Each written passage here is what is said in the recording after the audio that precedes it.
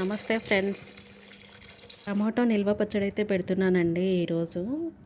ఇలా మొత్తం అయితే శుభ్రంగా కడిగేసుకున్నాను వీటిని నీట్గా. పళ్ళు అయితే కొంచెము ఎర్రగా గట్టిగా ఉండాలండి పండ్లు, అప్పుడే పచ్చడి తొందరగా చెడిపోదండి. ఇది 6 నెలల వరకు నిల్వ ఉంటుంది. ఇది మా అమ్మ పెట్టే స్టైల్లో పెడుతున్నానండి ఈరోజైతే. చాలా బాగుంటుందండి.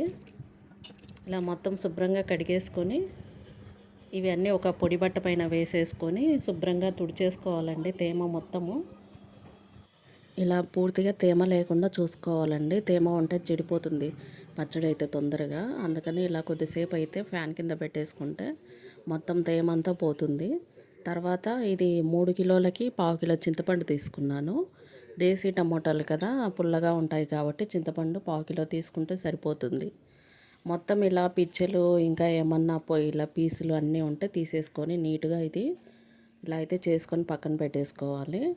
తర్వాత టమోటాలు మనము కట్ చేసుకొని ఈ మధ్యలో గట్టిగా ఉంటుంది కదా, ఆ భాగం అయితే తీసేసుకొని అన్ని పీసెస్గా కట్ చేసుకొని ఈ టమోటా రసం అంతా గుజ్జు అంతా ఈ చింతపండులోకి పిండేసేయాలండి. అప్పుడు చింతపండు మెత్తబడుతుంది అనమాట, తొందరగా పచ్చళ్ళలో కలిసిపోతుంది వేసినప్పుడు. ఇలా మొత్తం అయితే ఇలా పిండేసుకోవాలి. ఇది 6 నెలల వరకు చెడిపోదండి. ఇది టేస్ట్ కూడా చాలా బాగుంటుంది.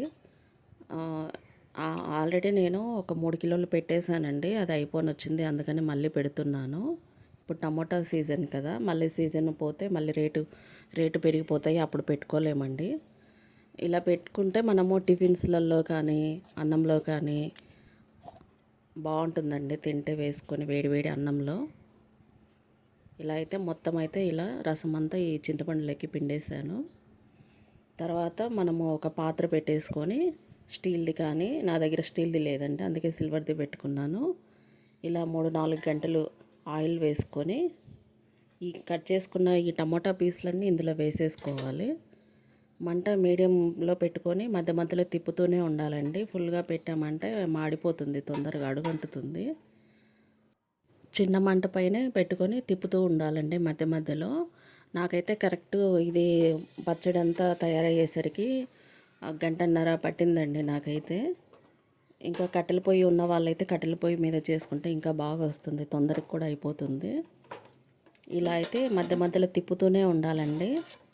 కొద్దిగా తిప్పకపోయినా కానీ తొందరగా ఇది మాడిపోతుంది, ఇది అడుగంటేస్తుంది. మళ్ళీ పచ్చడికి ఆ స్మెల్ పట్టేస్తే బాగుండదండి, అంత టేస్ట్ బాగుండదు. ఇదైతే కారం పొడి అండి, ఇంట్లో కారం అయిపోయింది. ఇంకా కారం కోసం చూస్తే లేట్ అవుతుందని చెప్పి ఇలా అయితే ప్యాకెట్లు తెప్పించాను. ఇలా అంటే 3 కిలోల టమోటాలకి నేను 200 గ్రాములు కారము, అలాగే 200 గ్రాములు సాల్ట్ వేసాను. కరెక్ట్గా సరిపోయిందండి నాకైతే. ఇది కారం బాగుందండి. ఇది ఇలా ముందుగా సాల్ట్ వేసేసుకున్నాను. ఇలా మొత్తం కొంచెం ఇది కొద్దిగా మెత్తబడ్డాక ఈ చింతపండు కూడా మనం కలిపి పెట్టుకున్నాం కదా ఆల్రెడీ టమోటా గుజ్జులో, ఇది కూడా వేసేసుకోవాలి.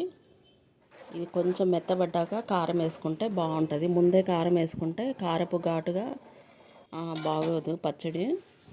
లాస్ట్లో వేసుకుంటే, అంటే లాస్ట్లో అంటే మధ్యలో కొంచెము ఇలా కొంచెం బాగా అంత మెత్తగా అయిన తర్వాత ఇలా కారం కూడా వేసేసుకొని బాగా కలిపేసుకోవాలి. కలుపుతూనే ఉండాలండి. ఇది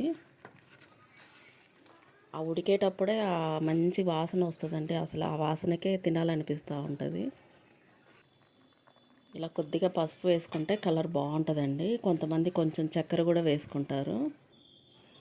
ఇలా అయితే 50 గ్రాములు ఆవాలు, అలాగే కొన్ని మెంతులు వేసేసి కొంచెం ఇవి ఫ్రై చేసుకొని ఇవి కూడా మిక్సీ చేసి పక్కన పెట్టేసుకొని కొద్దిగా పచ్చడి చల్లారిన తర్వాత కలుపుకుంటే బాగుంటుంది. ఇలా అయితే ఫ్రై అయిపోయాయి. ఇవి కొద్దిగా చల్లారబెట్టి మిక్సీ పట్టుకుంటే సరిపోతుంది. కొంచెం మెత్తగా పట్టుకోవాలి. ఇలా చూడండి, ఆయిల్ అంతా పైకి తేలుతూ ఉంది కదా, ఇంకా ఆల్మోస్ట్ అయిపోయినట్లే అండి. కొంచెము బాగా గట్టిగా దగ్గర పడాలండి పచ్చడి అయితే. సాల్ట్ ఇంకా మిగిలింది కొంచెం ఉంది కదా, అది కూడా ఇప్పుడు వేసేసుకుంటున్నాను.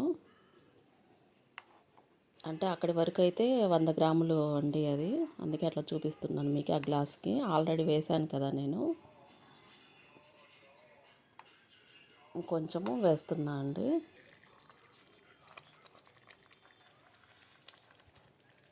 ఇలా పచ్చడి అయితే బాగా దగ్గరికి రావాలండి ఇలా మొత్తము.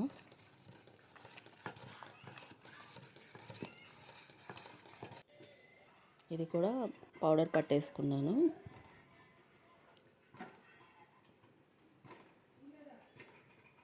ఈ వెల్లుల్లి కూడా కొన్ని గడ్డలు ఇలా తీసేసుకొని మనము పై పొట్టంతా తీసి పెట్టేసుకొని ఈ పచ్చడి చల్లారాక కలుపుకుంటే బాగుంటుందండి దీంట్లో.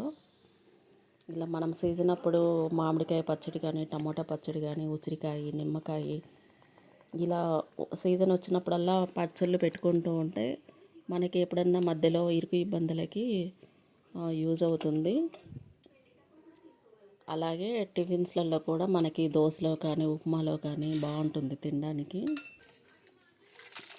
తర్వాత ఇలా ఆయిల్ వేసుకున్నాను. ఆయిల్ అయితే నేను ఎక్కువగా వేయనండి. అంటే నూనెగా ఉంటే మా ఇంట్లో ఇష్టపడరు వీళ్ళు. అందుకే కొద్దిగా ఆయిల్ తక్కువే వేసుకున్నాను నేను.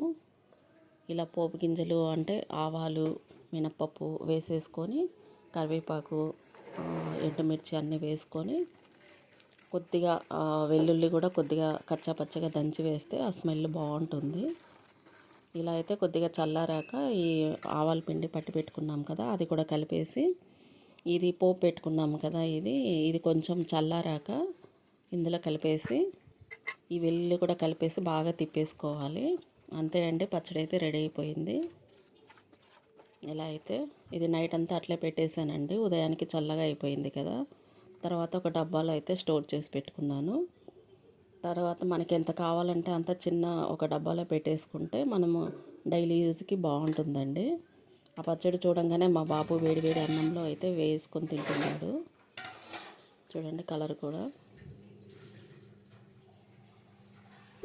పచ్చడి అయితే చాలా బాగా వచ్చిందండి.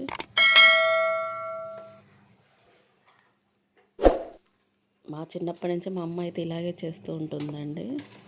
ఎండబెట్టిన పచ్చడి అంతగా ఇష్టపడము మేము. ఇలా ఉడకబెట్టిన పచ్చడి బాగా టేస్ట్ బాగుంటుందని చెప్పి ఇదే ఎక్కువగా పెడుతూ ఉంటుంది మా అమ్మ అయితే. ఇలా అయితే రెడీ అయిపోయిందండి మొత్తము. ఓకే ఫ్రెండ్స్, వీడియో నచ్చితే లైక్ చేయండి, సబ్స్క్రైబ్ చేసుకోండి.